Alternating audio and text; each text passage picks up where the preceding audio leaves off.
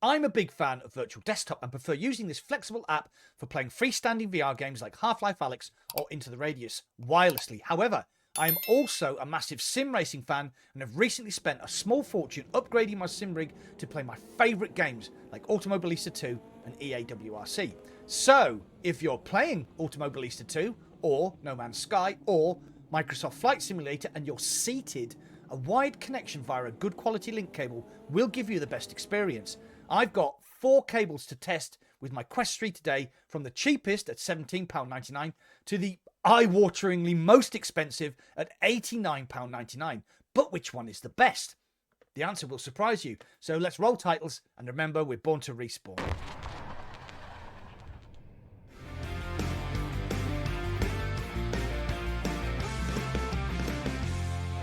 To use a link cable with your Quest 2 or 3, you will need the Metalink software to be installed on your PC. There is a link down in the description below, and I've also done a full setup and settings tutorial here. I have 4 cables to test from popular VR brands Meta, AMVR, Kiwi Design, and the less well-known Inuit. Technical specs. The theoretical data transfer rates for a link cable are 5 gigabits per second, but all the cables transmit between 2.1 to 2.4 gigabits per second, which is perfectly adequate. They are all 16 feet or 5 meters long. 3 of them are USB 3 to USB-C, except for the Meta offering, which is USB-C to USB-C. The Kiwi Design cable is the most basic here, and you can charge your headset battery via the USB port, but your headset will slowly drain. In my power test, I played for 2 hours with the battery starting at 100%, and by the end of the session, the battery had a remaining capacity of 51%.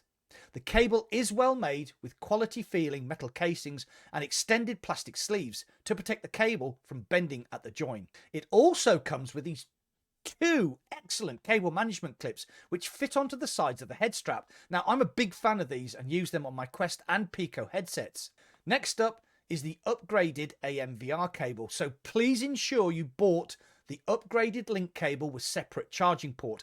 I put a link down below. The older AMV cable can't cope with the power demands of the Meta Quest 3. The latest cable has an inline smart dongle with a nice bright green LED, which you can plug your Meta Quest 3 charger into to provide enhanced power to the headset. In my power test, I again played for 2 hours, starting with the battery at 99%, and by the end of the session, the battery had dropped to a still healthy 97%. The cable itself is very sturdy with a heavy-duty rubberized outer and thick plastic USB casings. It doesn't have the extended plastic sleeves of the Kiwi Design cable, but I'm happy that the cable won't bend too much and break. The last cable is from Inuit, and it also has a smart inline dongle that you can plug your Meta Quest 3 charger into. In my power play test, the Inuit started at 95% battery, and after 2 hours of playtime, was still at 95%. So this is very impressive and gets rid of battery anxiety, allowing you to play for as long as you physically can. It is also a heavy-duty braided cable, but has plastic USB casings and no extended plastic sleeves. It does, however, have this LED on the USB-C connector, which lights up green when the headset is charging, which is a nice touch. The Metalink cable differs from the others in that it is an optical USB-C to USB-C. This could cause compatibility issues with older motherboards, so please be aware of that. I have an Asus Z790p motherboard with an onboard Type-C USB 4 Thunderbolt port. In my power test, the headset started at 100%. By the end of the session, had dropped to 75%. An interesting point here, after the 2-hour session, I carried on playing for a further 2 hours. When I'd finished, I checked the battery again, and it was still at 75%. So, like the offering from Inuit, you could potentially play for as long as physically possible. However, if your PC has an older gen USB-C port, it may not be able to keep up the Quest 3's power demands, so please bear that in mind. Weight.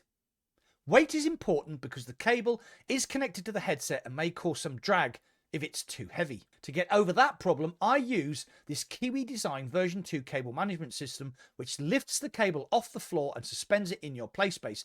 There is a link in the description below. The Kiwi Design cable was the lightest here at just 198 grams. The AMVR cable weighed 219 grams. The Inuit cable was the heaviest at 229 grams, and the official Meta cable was 222 grams. So the cables vary in weight by about 14%, which isn't much. The Meta cable was the nicest to use despite being the second heaviest cable. It is a fibre optic cable, it is very flexible, and I didn't really notice it when used in conjunction with my cable management system. The Inui and AMVR cables were very stiff due to the heavy braided and rubberized outers. Something to bear in mind if you don't have space for a cable management system and use the cable across the floor. Price. All prices are stated in UK pounds and were correct at the time of making this video. Shop around though, quite often Amazon will discount cables by up to 25%. The Kiwi design cable cost £19.99. The AMVR cable cost £23. The Inui cable cost £17.99. And are you sitting down? Okay, because the official Metalink cable costs an eye-watering £89.99. That makes the Inui offering the cheapest. Conclusion. Which one should you buy? All of the cables perform flawlessly as link cables. I just plug them in and they work, so none of them have issues in that respect. However, first of all is the massively expensive Metalink cable. I know it's technically the best cable here, being fibre optic, and was easiest to use, but the compatibility issues and that stupidly high price means I cannot recommend it.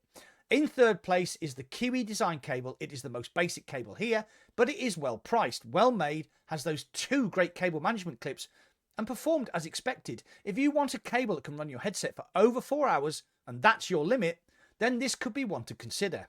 In second place is the AMVR upgraded link cable. It is well priced, well made, performed flawlessly, and has that neat charging port with the green LED. There can be only one winner, however, and as stated at the beginning of this video, it is a surprise. The Inui link cable is the cheapest cable in the test. It has plastic USB covers which feel a bit flimsy, but the braided cover is very sturdy and durable. Its best feature though is the innovative inline smart charging dongle that keeps your headset 100% fully charged no matter what you are doing. From consuming media to a hardcore session on Automobilista 2, this cable has your power needs covered and completely removes battery anxiety from the equation. It works best with a cable management system due to its weight and stiffness, but the performance outweighs any little niggles. To be honest, either the AMVR or the Inui cable could have won this test, but the Inui cable just pips the AMVR offering on price. I would be happy to use either, so it's down to your budget. As always though, what do you think? Do you use any of the cables I have tested? Or have you ditched the cable for wireless freedom using Virtual Desktop or Steam Link? You know the drill. Get involved and comment down below.